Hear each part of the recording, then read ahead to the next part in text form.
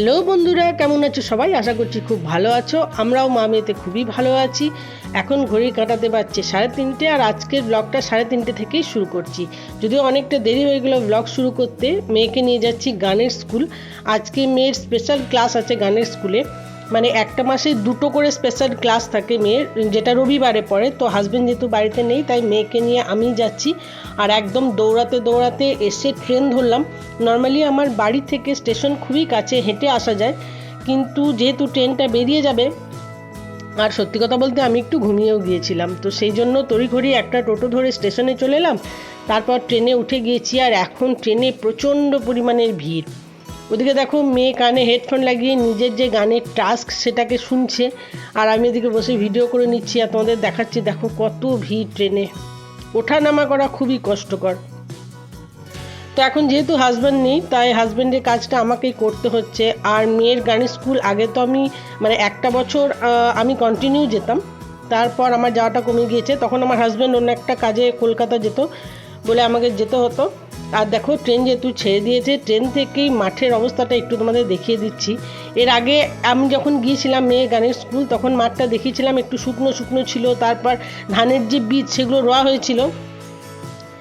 তো স্টেশনে নেমে স্টেশন থেকে একটা এখানে টোটো ধরে নিয়েছি, আর টোটো ধরে এখন যাচ্ছি অর্ধেকটা রাস্তা, মানে পুরো রাস্তাটা যাব না, কিছুটা রাস্তা হেঁটে যাব, আর অর্ধেকটা রাস্তা আমরা যাব টোটোতে। অর্ধেকটা বলতে সিউড়ি বাস স্ট্যান্ড অবধি যাবো টোটোতে, তারপর আমরা হেঁটেই যাব।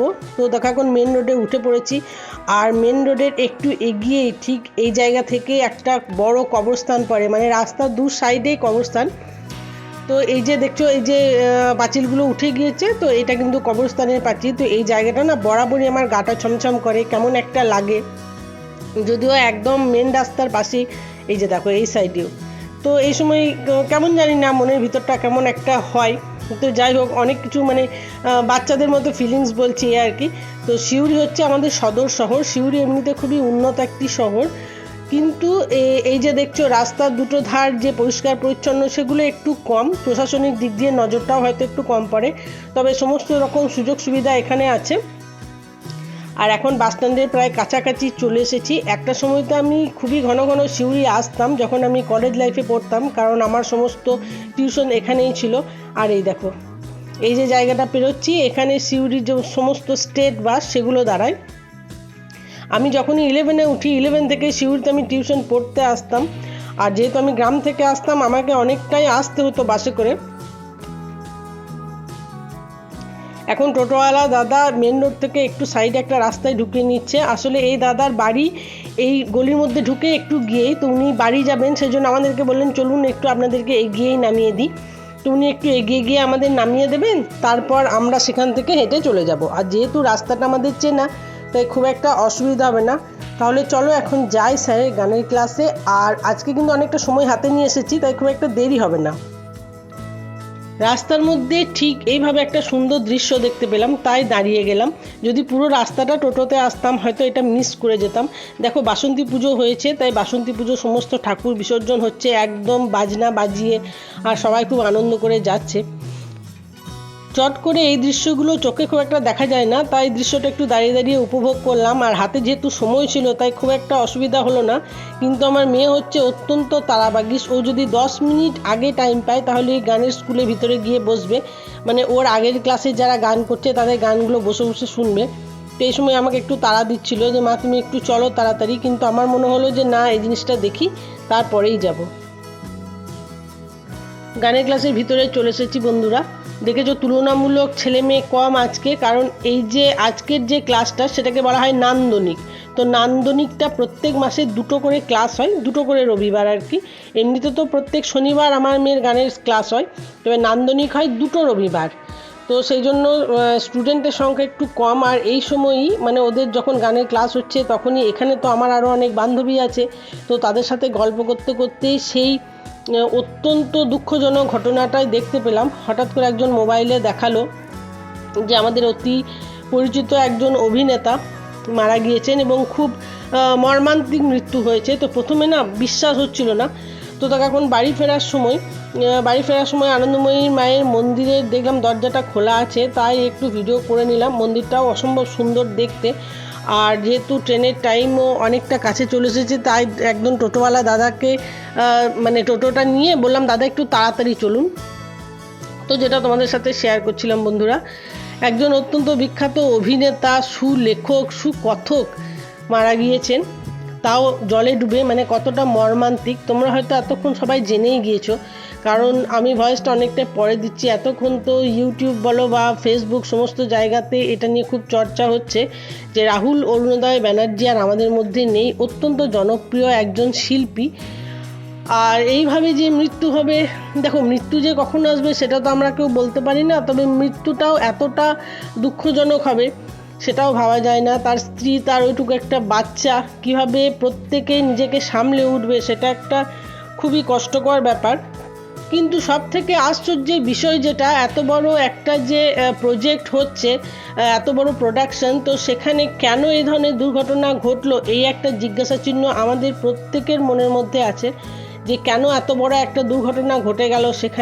সেখানে কি সিকিউরিটির অভাব ছিল, বা হয়তো অভিজ্ঞতা অনেকটা কম ছিল। আর দেখো যে জায়গাতে ঘটনাটা ঘটেছে তালসারি, সেটা তো একটা ট্যুরিস্ট স্পট, সেখানে মানুষ যাওয়া আসা করে, মানুষ ঘুরতে যায়, বেড়াতে যায়, আর বেশ কিছু মানুষের রুজি রোজগারও হয় সেখানে। এই সমস্ত ঘটনা ঘটার জন্য মানে সাময়িকভাবে কিছুটা ইফেক্ট হয় ওই জায়গার উপর, মানুষজন যেতে ভয় পায়, তো সেটাও একটা সামাজিক ক্ষতি। আর এই যে রাহুল ব্যানার্জি মারা গিয়েছেন, এটা তো অবশ্যই আমাদের কাছে একটা সামাজিক ক্ষতি, কারণ আমি মানে যতটা না রাহুল ব্যানার্জির অভিনয়ের ফ্যান, ততটা ওনার স্পষ্ট কথা বলা বা স্পষ্টবাদিতারই ফ্যান বলতে পারো। তো সেক্ষেত্রে একজন মানুষের এইরকম মৃত্যু সত্যি মেনে নেওয়া যায় না। মনের মধ্যে ব্যাপারটা খুবই ঘুরপাক খাচ্ছে, মন থেকে বের করতেই পারছি না। আর দেখো দেখতে দেখতে আমরা সিউড়ি স্টেশনেও এসে পৌঁছে গেছি। রাহুল ব্যানার্জির প্রথম যে সিনেমাটা হয়, সেই সিনেমাটা একটা উঠতি বয়সের ভালোবাসার একটা অপূর্ণ গল্প। তো সেই সিনেমাটা আমার হাজব্যান্ড আমাকে দেখাতে নিয়ে গিয়েছিল যখন আমার মেয়ে আমার গর্ভে ছিল। তো তখন আমার খুব ইচ্ছা করছিল সিনেমাটা দেখতে যাওয়ার, তো আমার হাজব্যান্ড কিন্তু আমাকে সেটা দেখাতে নিয়ে গিয়েছিল। খুব মনে পড়ছে সে সমস্ত দিন, মানে সিনেমাটা এত ভালো লেগেছিল। আর খুবই আশ্চর্যজনক যেটা ঘটনা, সেটা হচ্ছে যে এই যে সিনেমা, এই যে রাহুল ব্যানার্জির সিনেমার যে বিখ্যাত গানটি আছে, তো সেই গানের গায়ক এবং নায়ক দেখো পুরো 6 মাসের মাথায় দুজনের একই পরিণতি হলো এবং একইভাবে। এটা একটা খুব মনটাকে খারাপ করে দেয়। এইভাবে মানুষের চলে যাওয়াটা এত কম বয়সে, মাত্র 43 বছর বয়সে, মেনে নেওয়া যায় না। বাড়িতে তার মা আছেন, যথেষ্ট বয়স্ক মা আছেন, স্ত্রী, ছোট একটা বাচ্চা, সব কিছু মিলিয়ে মিশিয়ে মানে সব কিছুই একরকম উলটপালট হয়ে গেল।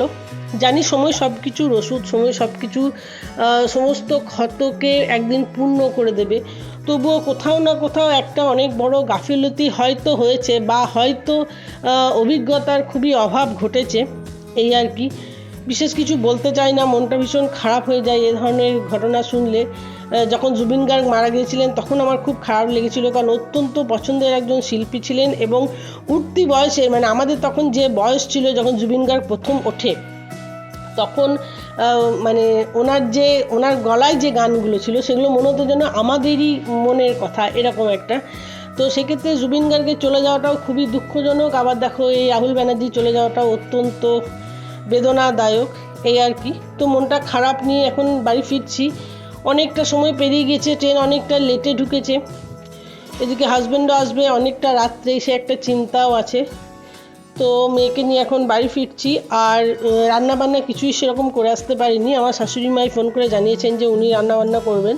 তখন শিউরিকে জানাচ্ছি টাটা, আর যত তাড়াতাড়ি বাড়ি ফিরতে পারি তত তাড়াতাড়ি ভালো লাগবে। আর এখন তো সব জায়গাতে এই একটাই আলোচনা, ফেসবুক খুলতে ইচ্ছাই করে না, মানে ফেসবুক খুলে একই ধরনের খবর আসছে, আর কোথাও যেন মন থেকে খুব কষ্ট হচ্ছে খবরটা দেখে। আর সব থেকে বড় ব্যাপার, ওই যে মারা যাওয়ার পর যে নিথর শরীরের মুখটা, সেটা দেখলে বেশি কষ্ট হচ্ছে। মনে হচ্ছে যে ওই মুখটা না দেখানোই ভালো, আমরা তার সৃষ্টিকে, তার কাজকে মনে রাখি, ওই মুখটা কেন আমরা দেখছি, এই আর কি। জীবনে এমন সময় অনেক পরিস্থিতি আসে যেগুলো হয়তো মানে চট করে আমরা মেনে নিতে পারি না, তবুও ধীরে ধীরে মেনে নিতে হয়। এখন রাহুল বাবুর পরিবারের প্রতি আমাদের সকলের গভীর সমবেদনা, প্রত্যেকের প্রতি কি বলবো, কোনোতেও ভাষায় প্রকাশ করা যায় না। তাদের যে দুঃখটা, তাদের যে শোকটা, মানে তাদের মতো তো কারোর কষ্ট সেরকম হবে না। তো যাই হোক, এইভাবেই চলবে জীবন, এইভাবেই চালাতে হবে জীবনকে।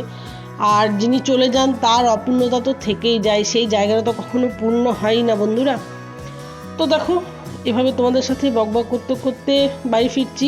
আর রাস্তার মাঝে দেখছি একটা বাড়িতে না কত সুন্দর লাইট লাগানো আছে, এই যে দেখো, ভালোও লাগছে দেখে এগুলো।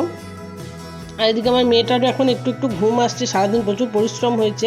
আর এদিকে মেয়েটার সামনে পরীক্ষাও, মানে সে একটা চাপও তো ওর মাথায় আছে। দেখতে দেখতে মেয়ে আমার 9-এ উঠে গেছে, তো ওর একটা যেমন মাথার মধ্যে চাপ আছে, আমাদেরও একটা মাথার মধ্যে চাপ আছে।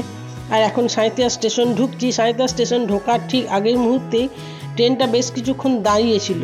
তারপর দেখছি রাস্তার ওই সাইডে একটা অন্য ট্রেনের লাইট জ্বলছে।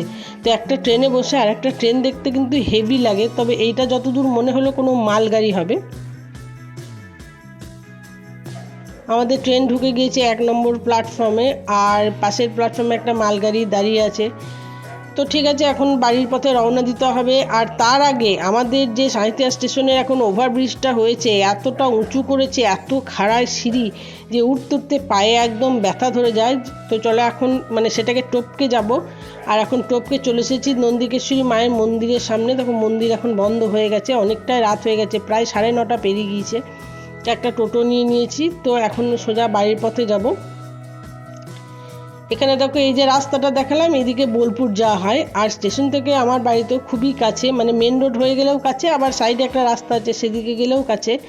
তো এখন সাঁইথিয়া থানা ক্রস করছি। আর এই রাস্তাটার উপর দিয়ে সাঁইথিয়ার সমস্ত স্কুল, কলেজ, হসপিটাল, থানা সব কিছুই আছে। তো এই যে সাঁইথিয়া থানা ক্রস করলাম, এরপর আসবে সাঁইথিয়া হসপিটাল, তারপর আসবে সাঁইথিয়া হাই স্কুল, তারপর আমার মেয়েদের সাঁইথিয়া গার্লস স্কুল। ঠিক আছে, এই দেখো এটা সাঁইথিয়া হসপিটালের বিল্ডিং এগুলো। আর এবার আমরা ক্রস করব সাঁইথিয়া হাই স্কুল। আর সাঁইথিয়া হাই স্কুলে না নাট্যোৎসব হচ্ছে অনেক বড় একটা, মানে বিভিন্ন দল বাইরে থেকে এসে নাটক দেখাচ্ছে। তো আমার মেয়ে এবং শ্বশুরমশাই দুজনে এই নাটকটা দেখতে খুবই ভালোবাসে, কিন্তু মেয়ের পরীক্ষা, তাই মেয়ে আসতে পারছে না, তাই একটু মনটা খারাপ। কিন্তু আমার শ্বশুরমশাই আসেন প্রায় প্রত্যেক দিনই। আর পুরো স্কুলটাকে কী সুন্দর আলো দিয়ে সাজিয়েছে, দেখতে বেশ ভালোই লাগে। মানুষ আনন্দপ্রিয় হলেই তো ভালো, বলো? এই যে শহরের বুকে একটা অনুষ্ঠান হচ্ছে, এটাই তো সুন্দর। তাহলে চলো বন্ধুরা, মর্মান্তিক একটা দুঃখের খবর শুনেই আজকের ভিডিওটা এখানে শেষ করছি। যদি ভালো লাগে লাইক, কমেন্ট, শেয়ার করে চ্যানেলটা সাবস্ক্রাইব করো। দেখা হবে তাড়াতাড়ি নতুন একটা ভিডিওতে।